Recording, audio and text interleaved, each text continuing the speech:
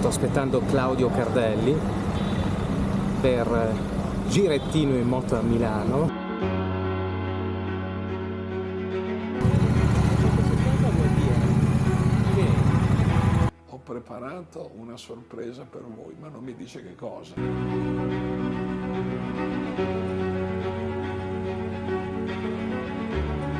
realtà vogliamo andare e lui ci dà questa lezione, perché il viaggio della mente è quello che forse è più produttivo.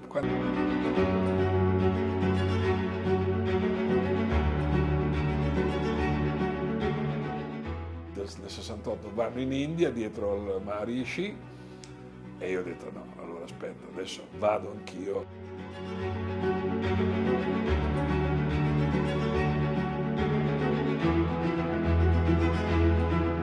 In cui tu sei perfettamente inserito nello spazio, nel mondo che ti circonda e lo vedi nel modo giusto, senza filtri, senza aberrazioni, senza sentimenti.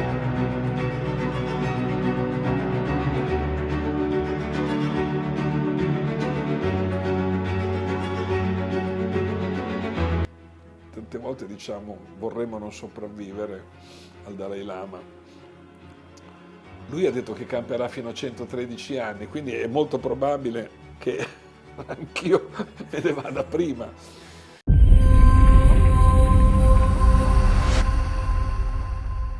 eccoci Claudio, finalmente ce l'abbiamo fatta.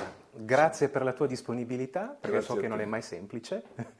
Ti ho beccato al volo arrivando da Rimini. Sono venuto quasi apposta perché avevo piacere di fare questa cosa con te, per quello che abbiamo condiviso insieme, che rimane, direi, assolutamente nella memoria particolare. Assolutamente. Per me è sicuramente un qualcosa che Sì, ritorna sì, sì. costantemente.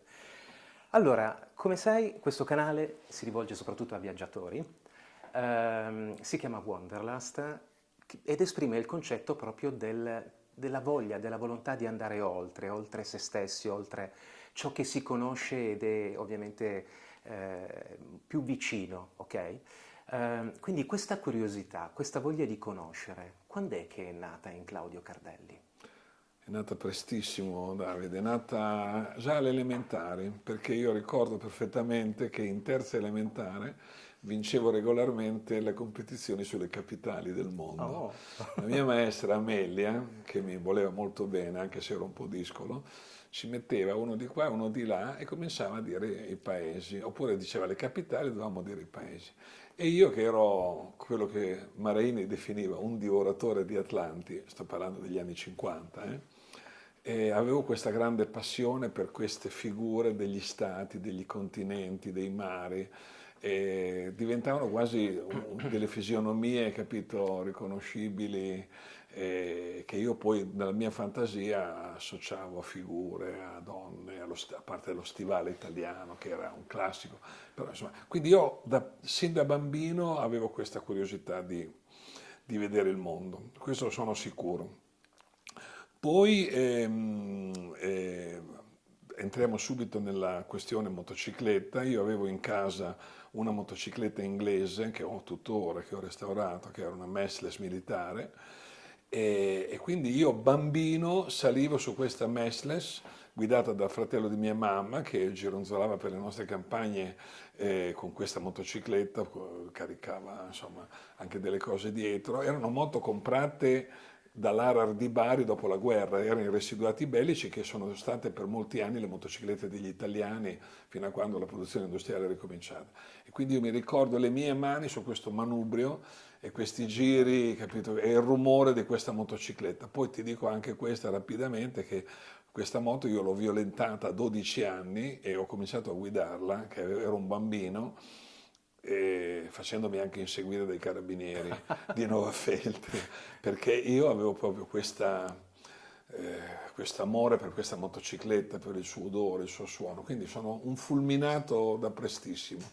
Io avevo questo mappamondo appunto, ma avevo anche degli atlanti, delle cose, quindi sì, avevo avuto 7-8 anni, una roba del genere, sì, assolutamente. Mio padre mi regalò questo mappamondo, se andava di moda, la stanza del bambino dove uno studiava, c'era il Esatto. mappamondo, il calamaio. Ma si regalano ancora ai bambini i mappamondi Non oggi? credo proprio, adesso abbiamo, stavo pensando l'altro giorno al fallimento di tutte le aziende che producevano mappe di carta. Sì, Incredibile, le sì, Bartholomew, sì, sì. che le abbiamo utilizzato, grazie a Dio, con l'emozione che c'è sempre Di nel consumarle. consultare Sì, una sì. carta, guardare, Ma tu ce le hai prevedere. ancora Io ne conservate? ho una caterva, però sono lì a memoria imperitura. Ci troviamo in un ambiente particolare perché siamo nella sede dell'Associazione Italia Tibet. Questo ovviamente posto racchiude un mondo e un mondo anche per te. Ci puoi raccontare che cosa rappresenta per te questo posto, l'associazione? Ecco, brevemente, se ci puoi un po' introdurre, perché fai finta che qui non c'è nessuno che sappia qualcosa. Sì, questo mondo è assolutamente correlato a quello che ti ho detto prima, cioè al fatto della curiosità per il cosiddetto altrove, che era questa parola, c'è una canzone di Morgan che si chiama Altrove, che tra l'altro ho suonato con lui, poi ti racconterò. Ah, Quindi l'altrove per me era un qualche cosa di magnetico e tra questi altrove, anche qui sin da molto giovane, il Tibet rappresentava per me un qualche cosa di assolutamente attrattivo, magnetico, era chiaramente un'attrazione molto superficiale, molto epidermica perché ero talmente ignorante, però già nell'enciclopedia conoscere, no, i disegni dei monaci con le lunghe trombe e quindi insomma il Tibet tra i tanti viaggi vagheggiati per me fin da ragazzo era sicuramente tra gli obiettivi. Ovviamente era chiuso, era impossibile da visitare, poi ho cominciato a viaggiare nel 70, diciamo fuori dai confini italiani, nel 1970, però il Tibet l'ho poi visitato veramente nell'87. No, e allora ecco, in uno di questi miei viaggi in Oriente, già degli anni 70, io ho incontrato dei tibetani profughi a Nuova Delhi, proprio al Forte Rosso, me lo ricordo come fosse adesso, e ho visto queste persone che erano completamente diverse dagli indiani, cioè sembravano dei nativi d'America, con le sì. trecce, con questi visi cotti dal sole, rugosi, capito? C'erano queste donne con i capelli divisi in mezzo, queste trecce che ruotavano questi mulini di preghiera e questo ragazzino indiano che ci faceva un po' da guida, da pesce guida, dice they are Tibetans. E io ho detto, ma come? Cioè, ma allora voglio parlarci così. E vedi che mi commuovo, pensa cosa sono, l'avrò raccontato poche volte sta cosa. Comunque, insomma, detto questo ragazzino li ha fermati, ci ha presentato, mi ha presentato e loro hanno cominciato a raccontare che erano fuggiti dalla rivoluzione culturale che aveva in Tibet fatto dei macelli come in tutta la Cina del resto, distrutto la quasi totalità dei monasteri, ucciso tantissime persone e così via. E a un certo punto questi tibetani nel raccontare queste cose hanno cominciato a piangere, proprio a singhiozzare, capito? Per cui sono rimasto scioccato da questo incontro, perché questo dolore, questa lacerazione, capito? Mi ha talmente colpito che ho detto qui c'è qualcosa che io devo mettere in piedi, devo fare per questa gente. Mi sono innamorato di questo popolo. Dopodiché sono tornato, gli anni successivi sono andato in Ladakh, dopo avevo questa fame di territorio di cultura tibetana. Sono andato nel 78 in Ladakh, che era appena stato aperto, che era un po' uno specchio del Tibet oltre l'Himalaya. E poi sono andato in Bhutan, sono andato in Mustang, sono andato nello Spiti, insomma ho visitato tutti i territori di cultura tibetana in India e poi nell'87 quando hanno aperto il Tibet sono andato in Tibet e ho visto che cosa avevano fatto là, avevano distrutto veramente un paese. Tornato da questo viaggio, assieme all'amico Piero Verni e ad altri che era in Tibet con me nello stesso anno, abbiamo deciso di fondare un'associazione che aiutasse il popolo tibetano in vari modi, quindi dal punto di vista umanitario abbiamo fatto tanti progetti proprio per i profughi e anche politico per cercare degli appoggi, diciamo, presso i nostri governi, i nostri decisori, quelli che si chiamano adesso influencer, persone del mondo della cultura. Insomma, è un lavoro, ora l'associazione ha 35 anni di attività, io sono presidente da 15 anni di questa associazione. Quindi tutto in qualche modo lo possiamo ricondurre a quell'incontro Sì. al Sì, Forte quello per il Rosso? Tibet sicuramente sì. Io avevo già letto Segreto Tibet di Fosco Maraini, che è un libro che consiglio a tutti, perché è un libro bellissimo, sia che uno sia interessato precisamente alla materia oppure che voglia leggere un bel racconto di viaggio, non solo di viaggio. Quindi avevo già, quando ho incontrato i tibetani, avevo già una cultura di base sul Tibet, però dal punto di vista emozionale quello è stato proprio il cortocircuito. Il mio viaggio più lungo l'ho fatto da Immobile. Tonino Guerra, sceneggiatore, tuo amico, una personalità incredibile. Ci puoi raccontare, visto che era tuo amico, che cosa intendeva Tonino dicendo il mio viaggio più lungo l'ho fatto da Immobile? Questa è una frase che noi avevamo utilizzato nel nostro bellissimo, devo dire, per la nostra iniziativa in moto per il Tibet, che anche questa rimane nella memoria perché dai, è stata una bella cosa. E quindi questa frase di Tonino aveva colpito diverse persone perché noi in realtà vogliamo andare e lui ci dà questa lezione perché il viaggio della mente è quello che forse è più produttivo. Quanta gente viaggia, torna a casa e non capisce niente di quello che ha visto e quanta gente invece studiando, leggendo, pensando riesce a elaborare delle verità, capito, sugli altri mondi, sulle altre realtà, sulle altre persone.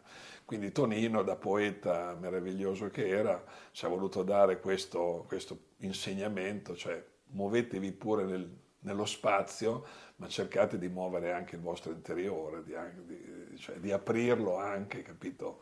Far entrare le cose dentro, non solo Certo, negli occhi, ma nel certo. cuore, nel cervello, quindi un orizzonte più ampio del viaggio. C'era una volta una rivista che si chiamava Gli Entronauti, non so se te lo ricordi, una rivista alternativa degli anni miei. Gli Entronauti, cioè, erano quelli che invece di viaggiare nello spazio viaggiavano nel loro interiore, quindi anche qui il Tibet ci sarebbe poi da aggiungere tanto, capito? Eh, Tonino, sai, Tonino, la mia amicizia con Tonino è legata proprio alla questione tibetana, perché lui, sai, risiedeva a Penabilli, dove tu sei venuto, e quando è stato il momento di organizzare questa visita del Dalai Lama a Penabilli nel 1994, lui era proprio tra i fautori, scatenato, entusiasta, ed era un piacere relazionarsi con lui in quei giorni, mi ricordo, che poi ebbe questa grande idea, vorrei raccontarla se posso, del suono Assolutamente. della campana. Cerco di essere veramente telegrafico, cioè perché il Dalai Lama è andato a Pennabilli? Perché a Pennabilli è nato un frate cappuccino che è stato un nunzio apostolico all'Asia per oltre 30 anni e ha scritto il primo vocabolario italiano-tibetano, che poi è stato il primo vocabolario della lingua tibetana con una lingua straniera. Quindi è una cosa di Pensa il un'importanza legame. incredibile, cioè il primo ponte culturale tra il Tibet e il mondo esterno. E quindi il Dalai Lama, convinto da me, insomma da noi, a venire per questa ragione in un piccolo paese di 1000-2000 abitanti, non so quanti abitanti abbia, e quindi Tonino però era tra i registi di questa cosa. Allora avevamo raccontato a Tonino che a Lhasa c'era una campana che era l'unico reperto della missione del 1700 e questa campana era conservata nel tempio del Jokang. Allora lui ha detto, allora dobbiamo andare a registrare il suono di questa campana e farlo sentire al Dalai Lama. Ma, Cioè, come gli fa a venire in mente a uno cioè, che non sia pazzesco. una... Ma dico, ma ho capito, come facciamo? Però il karma ci aiuta. Io ho un amico, Silvio Perio, che è in Tibet in quel periodo. Io riesco, non c'erano ancora internet, no, c'era internet, ma insomma, comunque non mi ricordo, siamo riusciti a contattarlo, gli ho detto, Silvio, devi andare al Jokang, devi cercare sta campana e devi registrare il suono della campana. Bene, questo è andato nel tempio, ha convinto i monaci a cercare questa campana che era in un magazzino tutta polverosa, l'ha tirata fuori, l'ha registrata, ha fatto delle fotografie e noi senza dire nulla a nessuno, nel bel mezzo della cerimonia con 3000 persone, col Dalai Lama che guardava Pennabilli, queste bandiere di preghiera che avevamo attaccato contro questo monastero, a un certo punto io che ero, diciamo, lost, ho detto, Santità, adesso le facciamo sentire una cosa che le farà particolarmente piacere. E la cosa interessante, Davide, qual è stata? Che c'erano dei tibetani che parlavano, prima l'abbiamo mandata tutta, capito? Quindi si sente, lui sente il tibetano, si vede proprio nel video che è rimasto, che rimane colpito e poi silenzio tombale. Dalai Lama deglutisce, l'ho visto proprio Che commosso, momento, e Tonino, che capito? momento, che racconto. Ecco Claudio, tu hai appena citato il Dalai Lama, Sua Santità il Dalai Lama. Tu hai un rapporto, mi permetto di dire, speciale, no?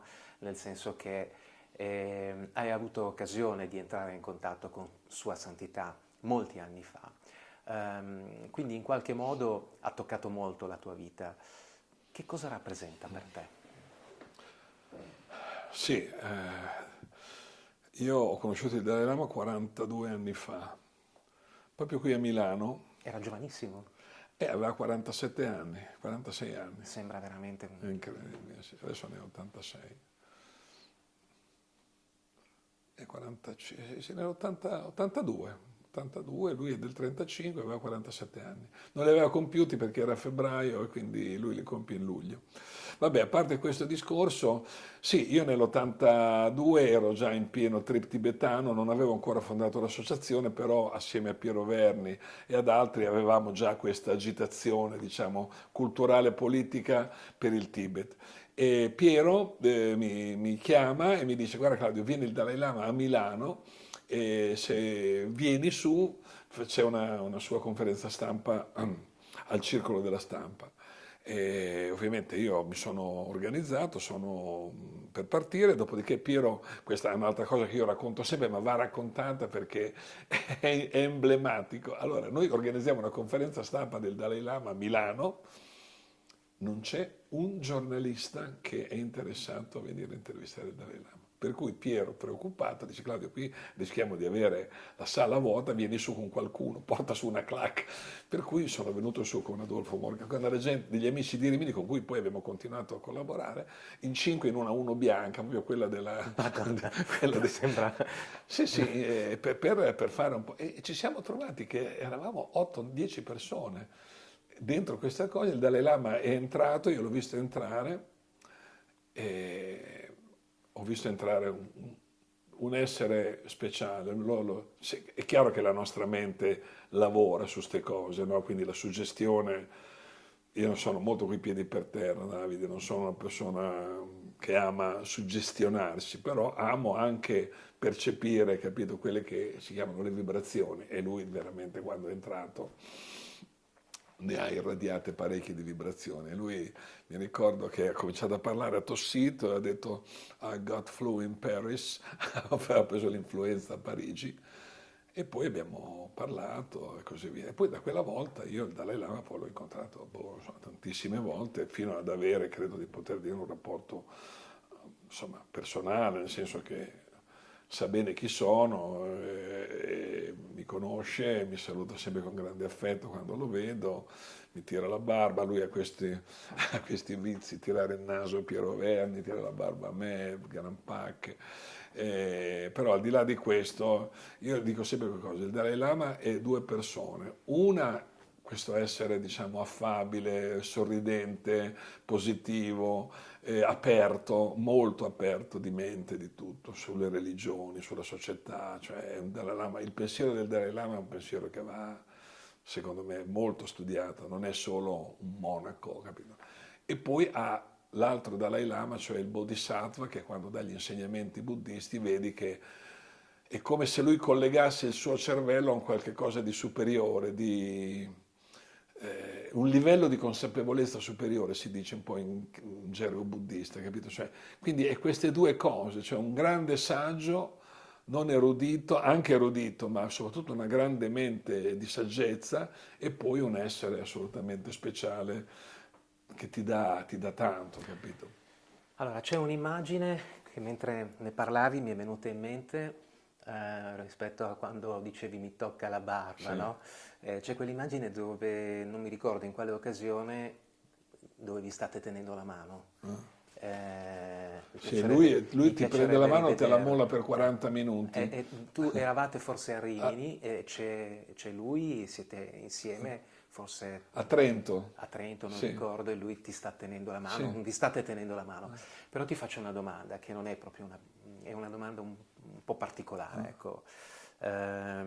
Puoi anche non rispondermi. Sei pronto per il valore, no? Per la centralità, no? Di questa figura nella tua vita? Perché comunque l'ha influenzata, no? Nelle tue scelte, nei tuoi Assolutamente. pensieri, nell'approccio con le altre persone e via di seguito. Assolutamente. Tu sei pronto al momento in cui non ci sarà più?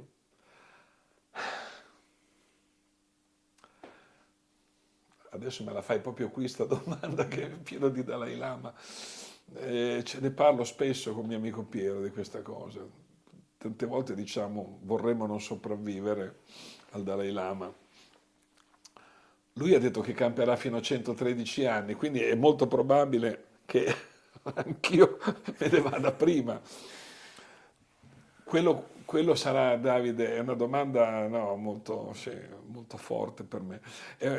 Ma soprattutto per i tibetani, sarà una grande tragedia, secondo me. Perché nonostante il Dalai Lama si sia ufficialmente ritirato dalla sua attività politica dal 2011, rimane l'emblema del Tibet per i tibetani e anche per tutto il resto del mondo. Quindi temo molto che con la fine, con il passaggio del corpo, come dicono loro, del Dalai Lama si scatenerà tutta una baraonda di lotte, i cinesi cercheranno di nominarne uno loro, sarà molto triste, però il Dalai Lama lo vedo molto in forma, quindi speriamo che sia una Lunga cosa, vita, lunga vita al lunga Dalai Lama. vita. Claudio, voltiamo un attimino pagina Sì. e ci rimettiamo sulle due ruote per Ma un sì, attimo. dai. Ci rimettiamo sulle due ruote. Eravamo in un posto particolarissimo, Sì. la Fire Line al confine con il Pakistan, in India. E ricordo che durante una pausa tu mi raccontasti molto brevemente proprio di questa particolare intimità che provi, no? Con la moto quando hai la testa nel casco, rispetto proprio a tutta una serie di pensieri, no? Che si generano, quindi un mezzo così aperto, così esposto, ma che in realtà implica anche questa particolare intimità, no? Con se stessi. Sì. Ecco, quali sono i pensieri di Claudio quando va in moto? Sono pensieri esistenziali il più delle volte, cioè un po' di tutto. Allora, parto da questa premessa, Davide. La moto, tra i tantissimi pregi che ha anche questo pregio, a meno che tu non vai via con l'Electra Glide, con l'hi-fi e con i woofer, ma non è il nostro genere. La moto ti obbliga a un silenzio, no? Ti obbliga a un'attenzione che però diventa quasi un'attenzione passiva, nel senso che vai, capito? E quindi a un certo punto c'è questo, il silenzio non è un silenzio chiaramente di suono, perché c'è il rumore della moto, ma c'è un silenzio della mente, capito? Per cui tu hai un'occasione perfetta per pensare a mille cose.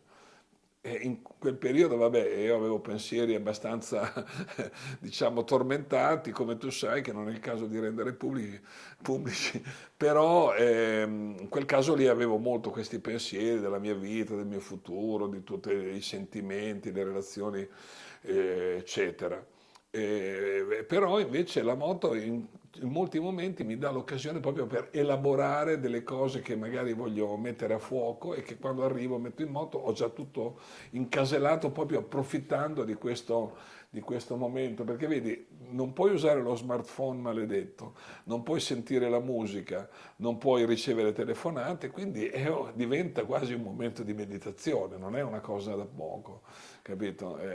Se poi hai un passeggero, la conversazione, io non vado via con le radioline, con i coni, capito? Quindi la conversazione è ridotta abbastanza, per cui insomma è un momento di solitudine con se stesso, piacevole solitudine con se stesso, corroborata dalla bellezza del paesaggio, della strada che corre sotto.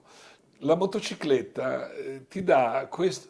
Viaggiare in macchina è come guardare la televisione.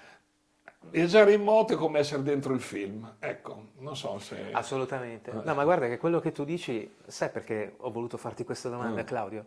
Perché tu me l'hai fatto notare in quel particolare posto, cioè eravamo in un posto speciale, non è che eravamo Beh, insomma. dietro casa, insomma, no? Ecco.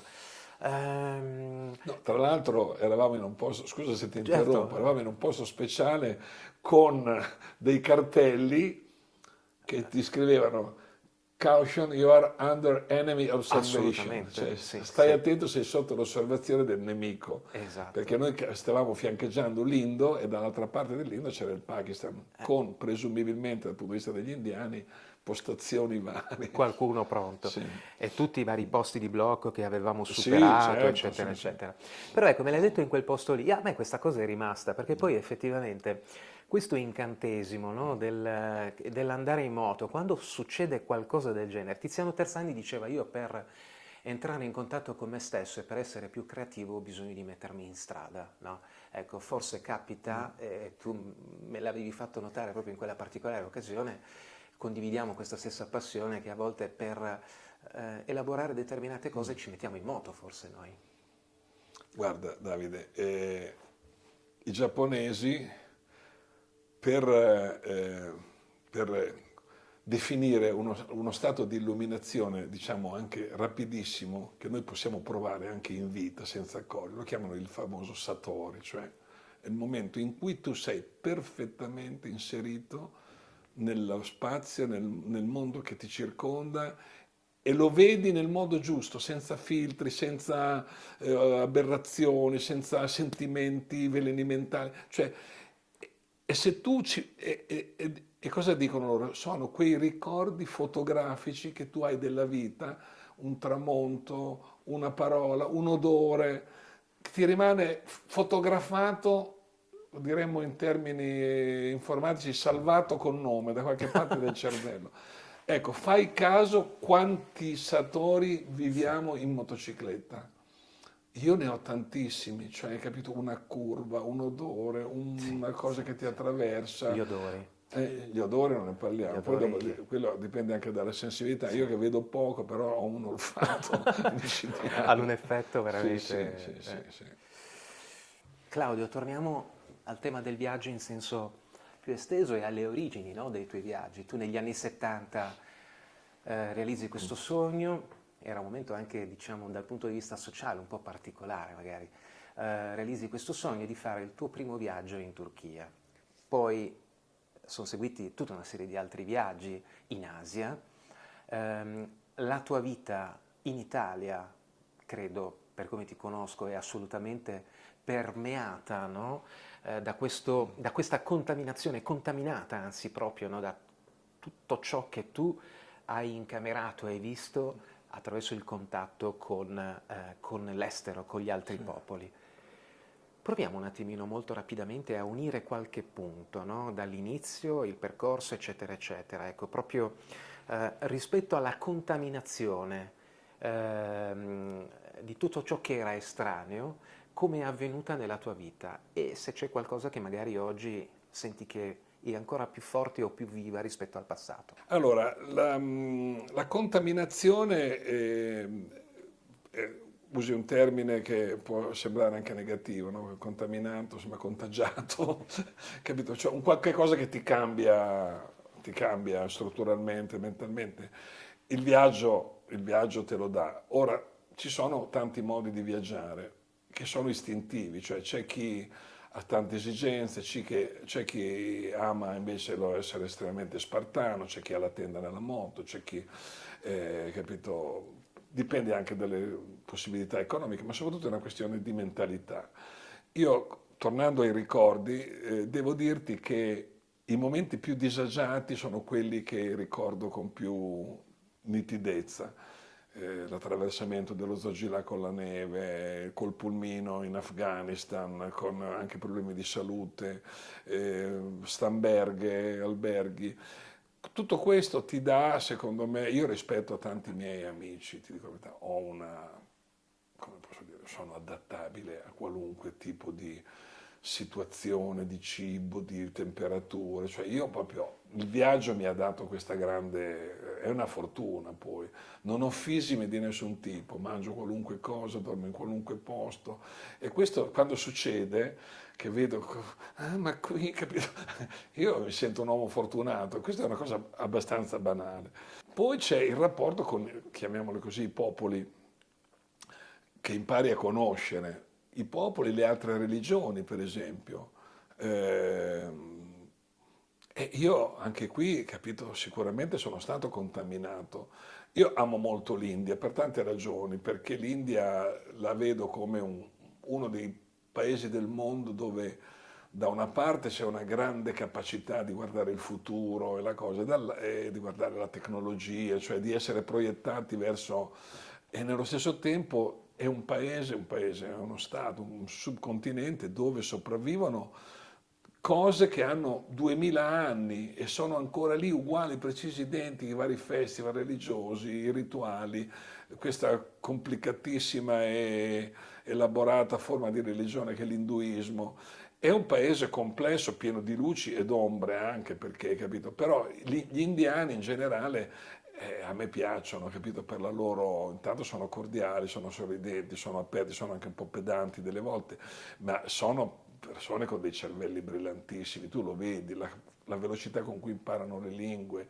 eh, e quindi questo rapporto con l'India per me è un rapporto che insomma mi ha contaminato, mi ha formato e poi i tibetani, altro popolo con cui io ho un grande feeling, capito? E come diceva Maraini, i tibetani che, che camminano con passi da gigante nei loro altopiani assolati, sempre pronti a bere, a ridere, a scherzare, a credere in un prodigio. Briganti, monaci e pastori. Cioè, pensa che il ritratto completo di un Certo, popolo ci certo. dà questa grande penna che è Fosco.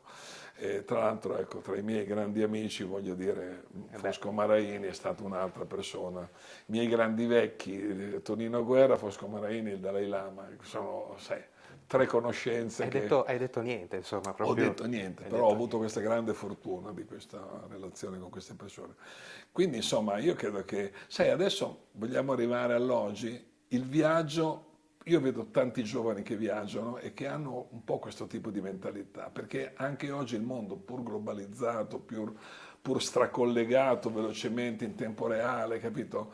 Eh, è comunque interessante da vedere nei suoi cambiamenti, no? Quindi voglio dire, il viaggio ha sempre senso.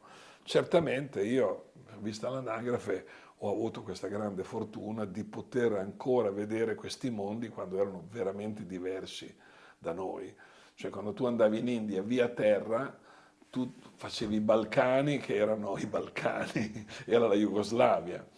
Poi entravi in Turchia, entravi nell'Islam, vedevi i minaretti, sentivi, poi dopo entravi in Iran, c'era lo Shah, Che poi andavi passaggio. in Pakistan, poi entravi, scusa, in Afghanistan, e l'Afghanistan, chi l'ha visto, purtroppo io ce l'ho visto una volta sola, ma anche lì, vedi, avevo l'obiettivo di andare in India, per cui non ho avuto la intelligenza di capire Che che potevi valeva fare. la pena fermarsi lì piuttosto che andare in India dove ci sarei tornato non so quante decine di volte.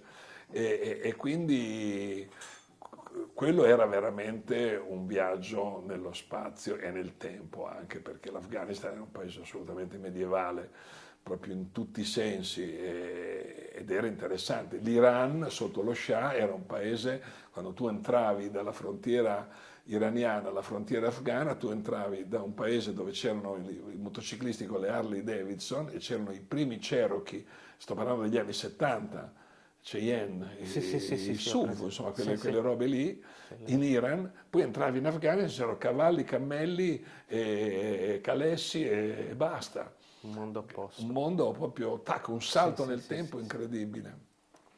Oltre ovviamente alle persone che hai citato, ognuno di noi in qualche modo ha l'opportunità nella vita, no? Quando è anche, diciamo, attivo e sensibile, aperto e ricettivo, di ricevere a volte attraverso anche una semplicissima, banalissima, apparentemente banale affermazione, molto semplice, un insegnamento, una piccola pillola di saggezza, no? Che poi ti induce a fare determinate scelte, riflessioni, eccetera, eccetera, eccetera. C'è stato un incontro speciale, no? Che in questo senso per te ha rappresentato un momento di un insegnamento, ecco, particolarmente saggio, che poi hai portato con te per il resto della tua vita. Uno, solo uno in modo particolare, se ti viene in mente, se hai voglia di raccontarlo.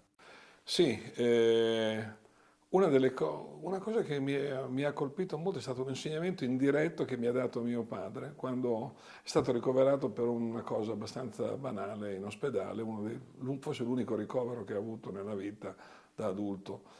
E parlando col suo vicino di letto, io ero presente, e il vicino di letto era molto simpatico, era di Sant'Arcangelo, un agricoltore, quindi mio padre che era nell'ispettorato dell'agricoltura e foreste aveva trovato un buon interlocutore e si parlava dei valori della vita, quali sono le cose più importanti nella vita. Allora questo qua mi diceva, no, per me è importante perché il lavoro e poi bisogna guadagnarsi il rispetto delle persone, bisogna essere onesti, insomma, ha fatto tutto un gran... E mio padre lo guardò e dice, guardi, per me la cosa più importante è dare a tutti, dare ai figli, dare agli altri, dare. Ecco, questa frase qui. Ma dai, incredibile, c'è proprio Sì, sì, sì. la Dare, leggerezza, la così. leggerezza, lo Sì. scaricarsi, Sì, no, ma dare, donare. donare, sì, sì, Sì, sì, sì. donare, donare. Tutto. Beh, mio padre era così, in effetti, molto generoso, molto silenzioso, ma molto fattivo e altruista, assolutamente. Altro che, altro che. Oppure un'altra cosa, ma questa l'ho condivisa con 15.000 persone, e siamo in sintonia con questa frase, il Dalai Lama a Rimini, 2005, Parco Marecchia, pieno di gente, un caldo micidiale, ma una nuvola pietosa scende davanti al sole, piccolissima, e gli fa ombra. Lui odia il caldo, il Dalai Lama detesta il caldo.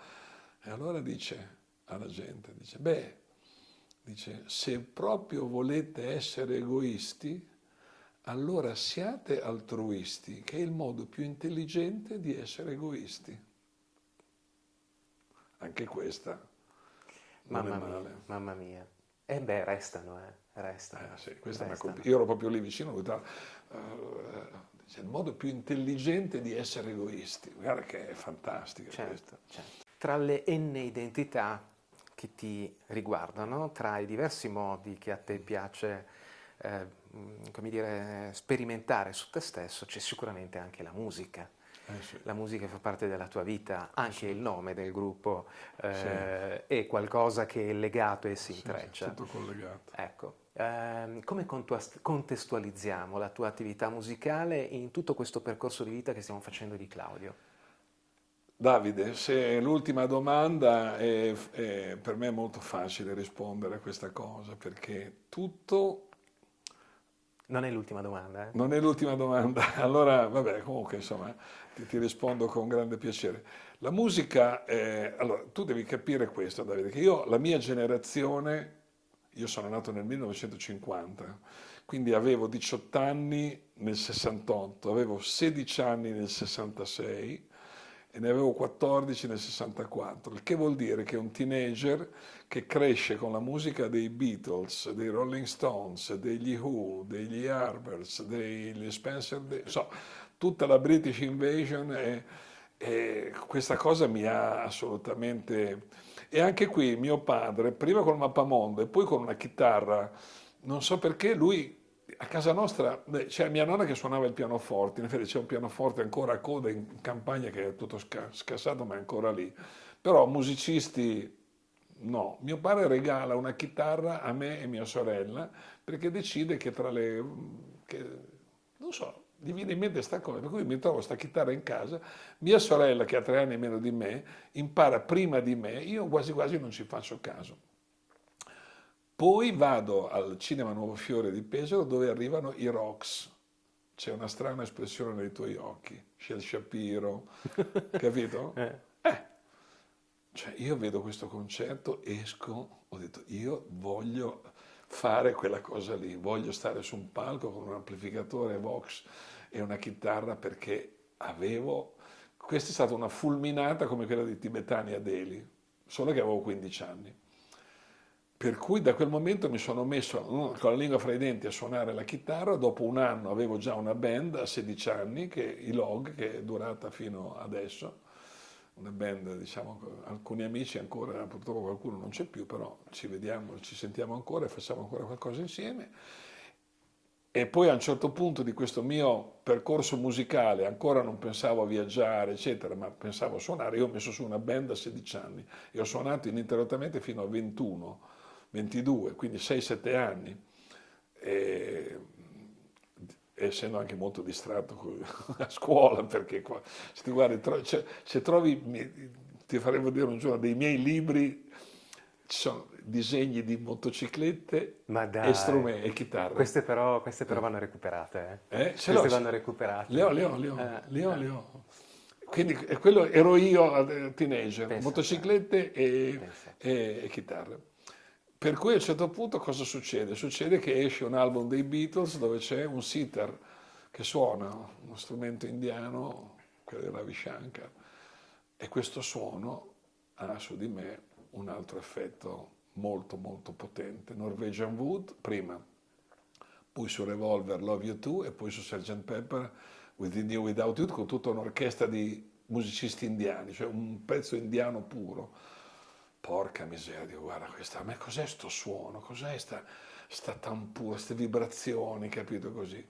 Dopodiché i Beatles nel 68 vanno in India dietro al Maharishi e io ho detto no, allora aspetta, adesso vado anch'io là. Infatti poi sono andato in India, a Rishikesh, sulle loro orme, ma soprattutto diciamo che il cortocircuito, musica, Beatles, Oriente, Figli dei Fiori, non tanto, ecco, lo devo dire, non tanto l'aspetto, diciamo, psichedelico, suonato e dell'espansione della coscienza, quello a me non interessava tanto, anzi non mi è mai interessato per niente, perché io penso, e questo diciamo un po' la vita, la storia mi ha dato un po' ragione, che nella mente nostra ci sono tutte le risorse per elaborare una coscienza anche superiore a quello che vediamo. Se te invece ricorri alle sostanze, è un'illusione e basta. Quindi per te è stata, diciamo, soprattutto tanta curiosità, la voglia di Curiosità degli sperimentare, di altri mondi, delle altre scoprire culture, e, assolutamente.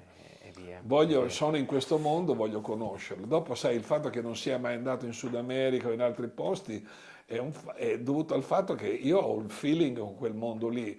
Non sono obbligato a collezionare mete perché ti ricordi che andava di moda? L'anno scorso ci siamo fatti la Nuova Sì, Guinea, sì. quest'anno ci La facciamo bandierina, la la bandierina. bandierina. Io ho sempre odiato quell'espressione ci facciamo, Sì, sì, sì. Ci facciamo vuol dire capito? proprio ci mangiamo, ci Sì, ci divoriamo, mangiamo e io guarda, ne ho ci... conosciuto diverse di persone così.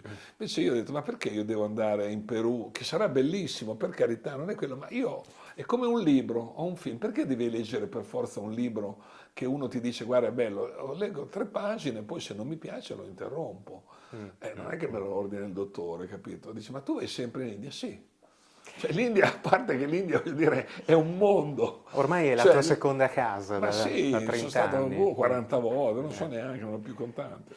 Claudio, rapidissimamente, Sì, voi come Ranxen avete suonato anche di fronte a Sua Santità il sì, Dalai Lama. è vero, sì. Che cosa è successo quella volta? Ma proprio un tweet, un flash. Perché insomma non è una roba che capita a tutti. No, succede che è l'anniversario, il 40° della fondazione del Tibetan Children Village, che noi abbiamo aiutato molto con adozione a distanza e così via. Per cui a questa celebrazione, ottobre del 2000, noi avendo suonato già diverse volte in Svizzera presso i rifugiati tibetani, sai che in Svizzera ci sono Sì, 6-7 sì, mila sì, sì. tibetani, abbiamo suonato 2 volte al Tibet Tag, che è il giorno del Tibet che fanno i tibetani a Zurigo, a San Gallo, come si chiama? Winterthur, Rikon. Abbiamo suonato 2 volte lì e quindi eravamo già, diciamo, sto parlando di 20, 21, 22 anni fa, 23 anni fa.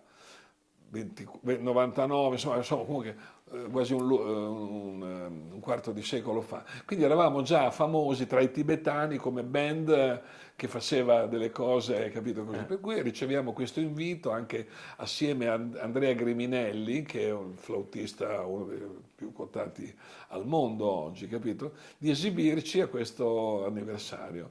Per cui io riesco, guarda, veramente le volte che ho fatto dei numeri, riesco a trovare uno sponsor che ci paga il viaggio. Addirittura. Sì, sì. E quindi siete andati lì. Sei biglietti aerei per l'India pagati da una persona che ringrazierò sempre nella vita perché è stato un grande regalo quello. Per cui niente, abbiamo organizzato questo viaggio, siamo portati un po' di strumenti e finalmente ci troviamo in questo anfiteatro naturale del TCV che tu hai visto, e dove c'è il Dalai Lama, che io già conoscevo chiaramente, e c'erano 10.000 tibetani che ci ascoltano, 10.000 tibetani tutti intorno. Abbiamo fatto 2 canzoni. E lì è unito i punti di quei sorrisi al Forte Rosso Eh, e sì, poi i sì, 10.000 tibetani, sì, no? Cioè sì. se vedo un po', visualizzo un po' Ah, queste sì, due sì, sì, immagini, è sì, sì, sì, sì, incredibile, eh? assolutamente. E c'è un'altra immagine, E poi Claudio. siamo stati ricevuti dal Dalai Lama. Ah, in quell'occasione Certo, poi. Ah, noi 5, 6, eravamo 6, noi 6, siamo stati ricevuti dal Dalai Lama che ha parlato, ma perché ti metti la mano nell'orecchio quando canti? E dice perché sono più intonato, non a me, a uno di sì, noi, sì, sì, sì, sì. capito? E anche quella, insomma, è stata un'udienza, erano molto emozionati i miei figli, tutti, insomma, cose che non capitano a tutti, no? Non capitano a tutti, capitano soprattutto quando poi ovviamente si mettono in moto determinate cose. Tu ne hai messe in moto tante. C'è un'altra immagine che mi piace moltissimo e con questa ci abbiamo verso la conclusione di questa chiacchierata, anche se potremmo stare qui per ore, Sì, davvero, potremmo penso stare proprio qui di per sì. ore. È l'immagine che è un'ulteriore conferma, no? Cioè tu ti sei dato e ti dai tanto da fare, no? Per il popolo tibetano. Lo hai sempre fatto, l'hai fatto tantissimo e lo fai ancora oggi. Poi ci sono però dei momenti, no? Questi momenti qui, no? Come quello che hai appena finito di raccontare, o anche quando state arrivando tu ed Emerson in motocicletta, dove state attraversando questo fiume di bambini, no? Che sono al vostro fianco e vi danno la mano e vi salutate in questo modo. Ecco, quell'immagine lì eh, penso che davvero, non soltanto per Claudio, ma per chiunque, No, no? ma anche per lo stesso Emerson che, guarda, sai che Che io cosa hai provato? Che cosa hai realizzato? Hai è pensato in stata quel è stata momento? una sorpresa, devo contestualizzare questa Mm. cosa.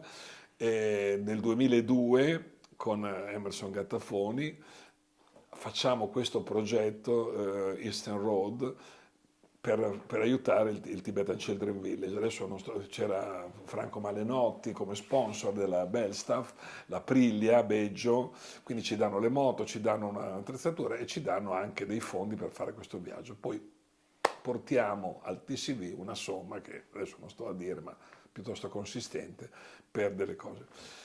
In programma c'era un'intervista con il Che era Dalai dato Lama. sulla Rai, se non Sì, sbaglio. sì, ma lo replicano anche abbastanza spesso, ti dico la verità, ma è bello. E niente, la sorella del Dalai Lama, Jetsun Pema, che anche lei è un'amica assolutamente, mi dice, domani dice, andiamo a visitare il TCV e lei dice, ho preparato una sorpresa per voi, ma non mi dice che cosa.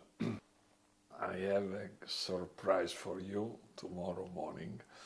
E è una sorpresa, dico, Non boh. hai dormito per tutta la notte. Insomma, ho detto, no, lo fanno, hanno questa cosa della sorpresa, non te lo Eh. dico così, però non mi aspettavo nulla di tutto questo. Comunque, insomma, partiamo da lei, c'è la macchina degli indiani, e io e me c'ho Valeria sul sedile posteriore che riprende la mia moto e Emerson davanti, finché arriviamo, dopo 5 km al Tibetan Children Village, c'è una curva che dalla strada principale entra dentro, a un certo punto entriamo in questa curva e vediamo una fila ininterrotta di bambini di qua e di là, tutti in ordine decrescente di età, cioè dai più piccoli ai più grandi, con le bandierine, ma erano migliaia, migliaia, per cui come entriamo cominciano a cantare tutti insieme,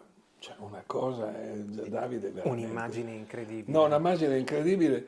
Io guidavo, stavo leggermente storto per dare la possibilità, ma io insomma ero commosso. Emerson poi quando è arrivato ho visto che piangeva anche lui, cioè una cosa veramente. E poi come siamo arrivati proprio nel cortile principale del TCV, anche la banda, sempre dei bambini con i tamburi, punch, punch. No, guarda, che i tibetani hanno queste cose che veramente ti aprono il cuore, ti stregano, capito così? Quindi la bandiera, la sciarpa bianca, la cata, tutti così, tutti commossi, Emerson che si toglie il casco, poi dopo c'erano questi bambini e guardavano le motociclette, allora Emerson ha detto vuoi fare un giro?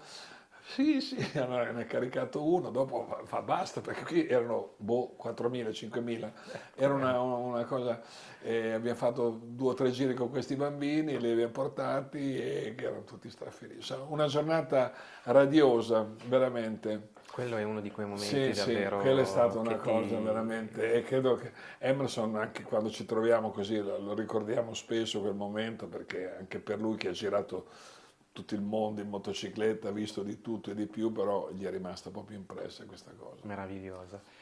Ehm, dai, facciamo questo esperimento per andare in conclusione, Claudio, anche se veramente faccio fatica a concludere con te, perché potremmo stare veramente molto tempo.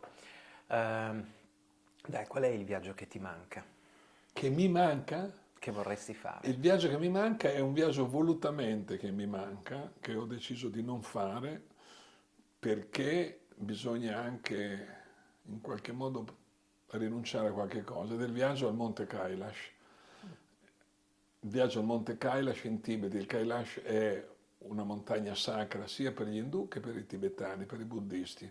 È un cucuzzolo di 5.700 metri sopra un lago meraviglioso che si chiama Manasarovar nel Tibet occidentale. È meta di pellegrini da tutta l'Asia sostanzialmente, sia dall'India che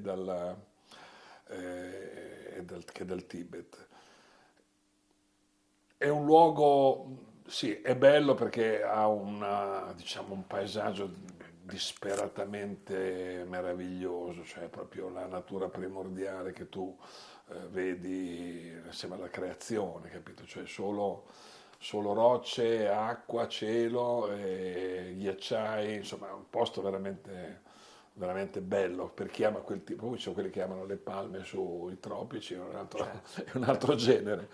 Però quel viaggio lì l'ho sempre vagheggiato, ci sono andato vicino, però ho sempre detto non lo voglio fare perché voglio rinunciare a quello, non voglio anche lì consumare, poi anche perché ti dico la verità, è stato anche molto, questo luogo dai cinesi è stato molto manipolato e anche, sai, in Tibet adesso c'è un grande turismo interno, perché per i cinesi il Tibet è un po' il loro mondo esotico, capito? E lo considerano il loro territorio, lo considerano il loro Far West. E l'ultima volta che ci sono andato nel 2005 praticamente ho visto che fa conto su 5 stranieri ce n'erano 500 cinesi, cioè c'era un rapporto, ormai il Tibet è gran parte del turismo è interno cinese che è diventato, sai, comunque è solo è come in India, rimandato, anche in India, eh? in qualche modo è rimandato, forse non si è ancora, No, non è non arrivato il momento penso, beh, io giusto. intanto non so se mi daranno più un visto per il Tibet, Ah, è intanto vero che c'è questa anche cosa è una questo, cosa sì. da considerare, vista la mia attività che in qualche modo, insomma, dà fastidio alla Repubblica Popolare Cinese, cioè per loro è un nervo scoperto il Tibet, quindi chi si occupa del Tibet pensa a tutte le minacce che si beccano i politici, i comuni, quando danno la cittadinanza onoraria al Dalai Lama, che arriva la telefonata dell'ambasciata che dice non dovete ricevere il Dalai Lama, quindi questo è un aspetto. Ma l'altro è che veramente, sai, dopo l'ultimo viaggio nel 2004 in Tibet, sono rimasto talmente scioccato dalla cinesizzazione di questo paese che francamente non è che abbia più una grande tensione per andare là a vedere che cosa, vedere un paese colonizzato, occupato Farebbe forse più male, e tu dici. sfigurato. Ecco, quindi c'è anche una componente egoistica, non è solo così che faccio il figo che rinuncio. Però quello è il viaggio che mi è mancato proprio. Claudio, concludiamo. Allora, innanzitutto giusto così una considerazione, quando tu prima, no, parlavi dell'adattabilità, no, che hai sviluppato gradualmente attraverso questi viaggi, questa volontà anche di metterti in gioco, no, in situazioni non tanto confortevoli, no, in generale. Beh, mentre ne parlavi mi è venuta in mente quella notte in 3 in una piccola tendina in un posto che per me... Chandra Tal. Chandra Tal, vedi, mi hai letto nel pensiero, Chandra Tal, eravamo di fianco a un Chorten, un posto incredibile, ecco. Incredibile. Incredibile. Eravamo con Guido, tuo nipote, Sì. eravamo in una condizione dove tutti erano stati male, ti ricordi? C'era la fila, venivano da te, babbo, babbo. Beh, eravamo a 4.600 metri di altezza e il mal di montagna era puntuale. Poi, se ben ti ricordi, io mi ero attardato con la Margherita. Sì. Sono caduto, diciamo, non avevo più, avevo un fanale sull'erba Sì, di sì, notte, sì, non sì. vedevo nulla e a un certo punto ho visto le vostre luci perché aveva bucato una motocicletta, ti ricordi? Era stata la La mia, tua moto. però in realtà noi ci siamo persi. Noi Ci in quel siamo- luogo lì no, ci no. siamo persi. Guarda, E poi vedevo Margherita che a un certo punto per il mal di montagna, sì, sì. a un certo punto stava scivolando accasciandosi. dalla tua Sì, sella, sì. si stava accasciando. No, è stato un momento veramente drammatico. Mi ricordo le facce alla mattina, come quando siamo usciti da quelle tende con quella luce abbagliante dopo quella notte tremenda, tutti chi aveva vomitato, tutti gonfi davanti. Insomma, lì, però, come hai detto te, luogo incredibile. E quella strada Sì. che dal bivio va su, che fiancheggia, è una specie di una riga fatta con un dito su una fiancata di una montagna rocciosa. Ho una foto di quella strada veramente strepitosa che mi ha fatto l'Alessia, una foto bellissima. Allora concludiamo, Claudio. Lasciaci un messaggio. Il messaggio, non sono uomo da messaggi, però quello che posso dire è questo, che persone come me nella vita hanno qualche problema ad avere delle persone intorno perché, come mi diceva Maraini, lo cito ancora, siamo, col massimo rispetto, stiamo parlando cioè, capito? Però era una cosa in cui ci trovavamo spesso a discutere, cioè problemi. Stare vicino a una persona così affamata di andare è un problema per una persona che non condivide soprattutto questa cosa. E quindi può capitare nella vita che alcune persone con cui hai a che fare non stiano bene, cioè non dico far del male, però insomma creare dei disagi, però è troppo forte questo istinto di andare. Poi può essere anche una fuga da qualche cosa, dopo lì ci vuole il lettino della psicanalista che io non ho mai frequentato né ho intenzione Forse di perché farlo sta fin adesso. troppo bene in questo senso. Appunto, quindi no, ecco, questa cosa va messa in conto. Grazie. Grazie a te, mille. Davide, è Grazie, stato un Claudio. grande piacere, davvero. Grazie infinite. Claudio quel giorno mi aveva donato un momento di ricco confronto. La sua è stata ed è una vita autenticamente in viaggio, nella più ampia accezione. Vorrei definirla un'irrequietezza positiva e costruttiva di colui che percorre sempre molti sentieri dentro e fuori di sé. Questi percorsi fisici e interiori erano iniziati negli anni 70 in Asia e proseguono ancora oggi. Tutto questo ha generato incontri, pensieri costantemente in fermento, conferme e incertezze, tipiche di colui che può mettere sempre tutto in discussione per cambiare il punto di vista delle cose. L'incontro con i tibetani al Red Fort di Delhi era stata una valanga che aveva gradualmente modificato il paesaggio della sua mente e la percezione di se stesso e della sua vita.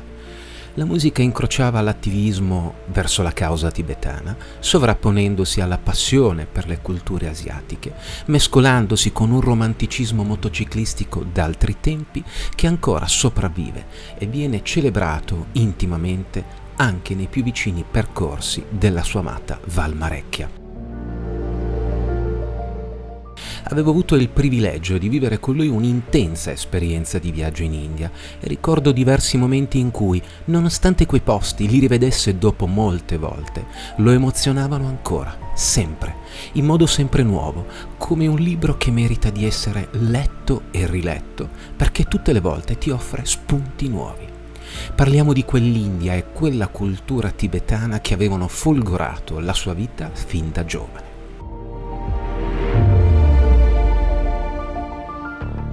In fondo, quanto erano vere e puntuali le parole che Piero Verni aveva usato nella prefazione del libro My Diary of India, dove Claudio aveva racchiuso una parte dei suoi racconti. Insomma, quell'Oriente e quell'India che incantarono la nostra più che brizzolata generazione e che sovente cambiarono vite e percorsi esistenziali. Sicuramente cambiò noi due, che ci consegnammo inermi, nudi, attoniti alle malie del viaggio e che ne fummo ampiamente ricompensati sotto molteplici punti di vista.